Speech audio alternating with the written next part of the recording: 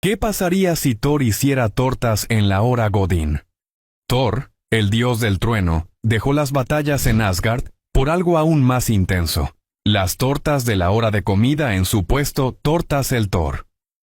Thor intenta partir una telera con su martillo.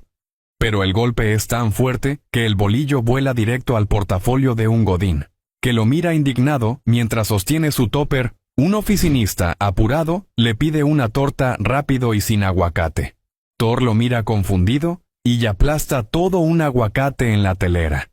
Thor, sudando y rodeado de clientes impacientes, atiende mientras alguien grita desde el final de la fila.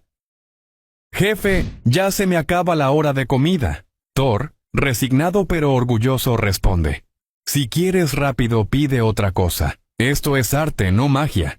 ¿Te atreverías a probar sus tortas? Cuéntanos y síguenos para más en Así o Más Random.